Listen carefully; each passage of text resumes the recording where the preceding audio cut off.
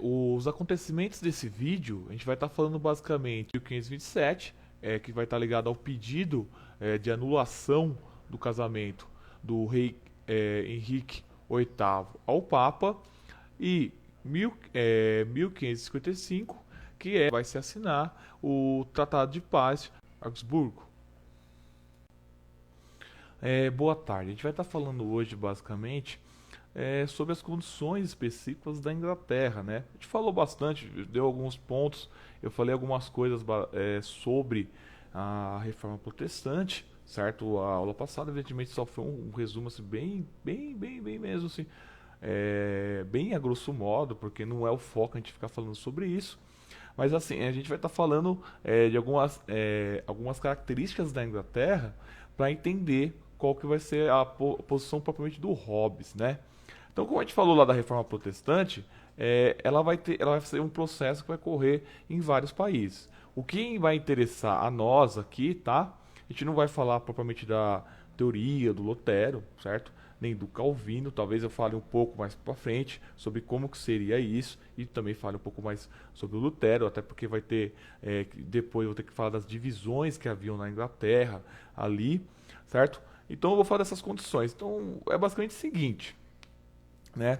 Então quando a gente pega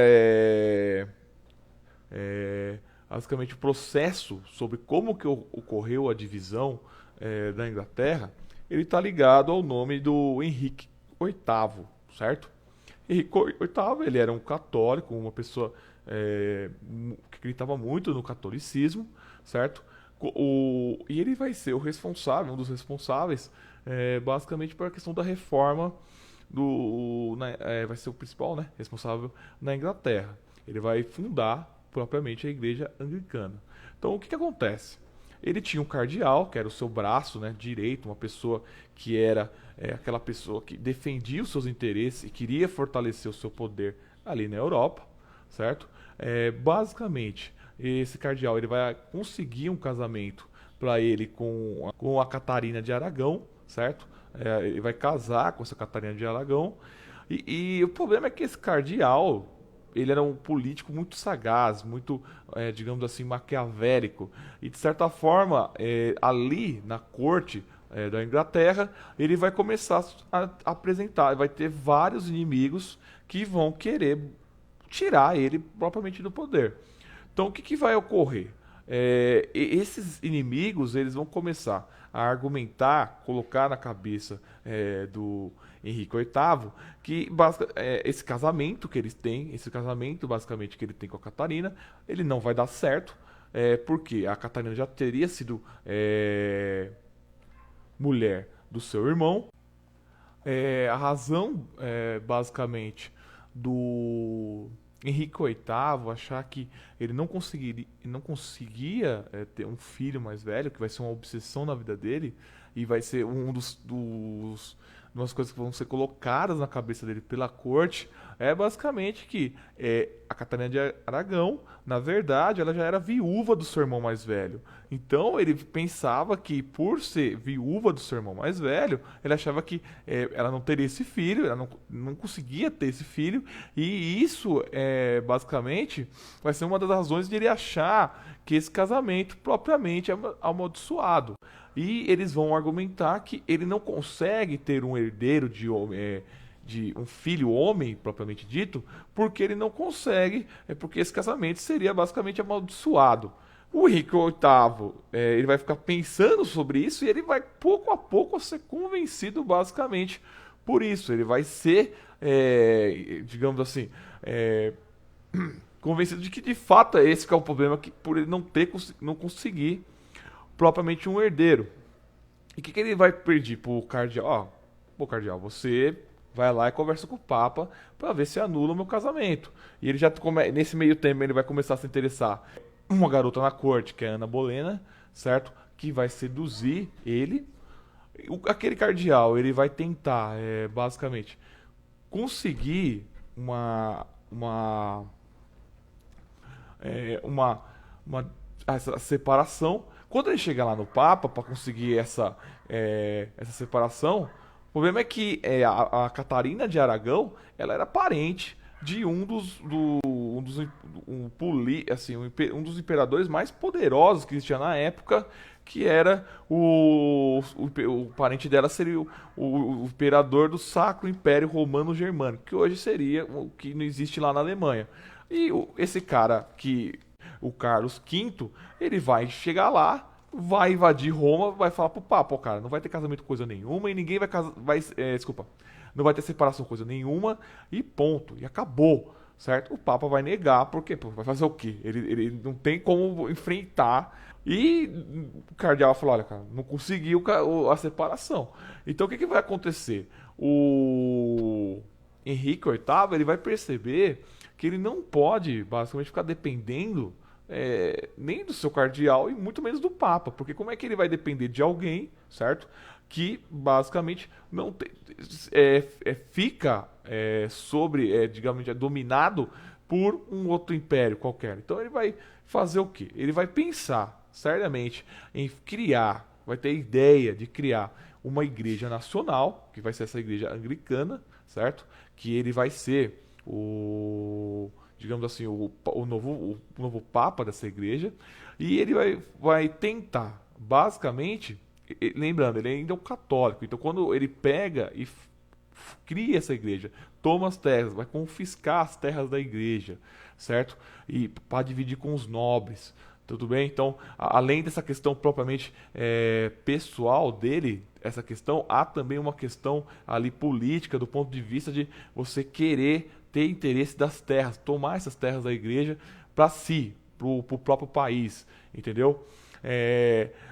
Ele vai tentar manter na doutrina da igreja, dessa nova igreja, que é a igreja anglicana, basicamente uma doutrina muito parecida com a igreja católica, porque era aquilo que ele acreditava. Ela vai se modificar, vai mudar a sua doutrina e vai se diferenciar bastante da católica com os seus sucessores. Então, no caso da Inglaterra, isso, assim, a grosso modo, vai ser o que vai levar basicamente ao surgimento dessa igreja nacional. E é isso que eu quero que vocês percebam, ou seja, essa ideia de que o rei ele concentra o poder político e também, no primeiro momento, também o poder religioso. Antes, esses poderes estavam separados, você tinha o poder religioso na mão propriamente do Papa, certo? E o Papa usava desse poder religioso para interferir em poderes, coisas, digamos assim, propriamente políticas, que não lhe convinham, e essa é aquela crítica que a gente viu no vídeo passado, do Dante principalmente, certo? Uma das principais críticas a ele. E o rei vai ser essa nova figura que vai concentrar vários poderes em sua mão, tá bom? Então, isso, e aí que vai surgir o que nós chamamos de igreja anglicana, basicamente, na Inglaterra. A reação a essa situação, que a gente está falando só da Inglaterra, mas isso vai ser basicamente um movimento que vai aparecer em vários países, nações, né, que estão surgindo ali naquele contexto da Europa, certo? Então você vai ter outros países que vão ter outra escolha de religião, foi o que a gente falou no ano passado, e isso vai colocar a Igreja Católica numa situação muito complicada, que é o que? A necessidade de criar uma contra-reforma. Então, essas reformas que estão sendo feitas pelos protestantes, muitas vezes pelos reis, que estão assumindo muitas vezes até o papel de papa, o grande religioso, o grande responsável pela sua religião no seu país, certo? Vai levar a igreja a repensar aquela série de críticas que estavam presentes ali no contexto dos críticos do protestantismo, basicamente, tá? Então eles vão fazer o quê? Eles vão basicamente modificar a forma de educação. Essa é uma das críticas do Lutero, por exemplo, à igreja, que era qual? A igreja, qualquer um pode entrar na igreja, tendo ouro. Você não precisa ser uma pessoa bem formada, uma pessoa que tem um rigor para entrar. Isso vai ser uma coisa que a Igreja Católica vai mudar. Ela vai trabalhar com uma série de reformas que está ligada. Ela vai mudar algumas coisas ligadas à Inquisição, certo? Então vai passar por um processo dessa contra-reforma, que é o quê? De modificar parte das coisas que eram feitas naquele contexto, para diminuir essas críticas que estavam presentes ali.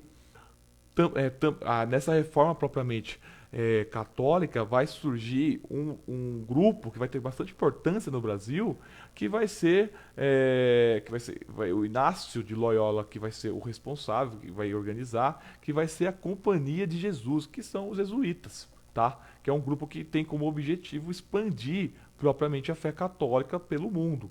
E também vai surgir, certo? Um processo de mais seminários, entre outras coisas, para fortalecer basicamente a pessoa que opta pela vida propriamente religiosa dentro da Igreja Católica, tá? Então o que acontece? Então a gente viu que havia esse processo da reforma, que vai surgir novos cristianismos, novas formas de cristianismo ligadas propriamente ao Estado, certo? Onde os monarcas muitas vezes vão assumir o papel propriamente papel, digamos assim, do Papa, e nós temos do outro lado ainda a Igreja Católica, certo? Nos seus moldes, que vai passar por um processo de transformação para tentar resolver problemas das críticas que eram feitos a ela, certo? Isso vai levar a uma situação na Europa de briga, de guerra entre esses tipos de cristianismo, certo? Vai haver muitas guerras propriamente, e vai tentar de alguma forma resolver isso, porque isso não é interessante nem para católicos e também não é interessante para os outros setores do cristianismo que estão surgindo ali, calvinistas, certo? Que são um dos setores mais perseguidos, a nova igreja propriamente da Inglaterra, os anglicanos, entre outras coisas. Então, para resolver isso, vai se criar propriamente um tratado lá na Alemanha, né, do que hoje seria propriamente a Alemanha, que é a paz de Augsburgo.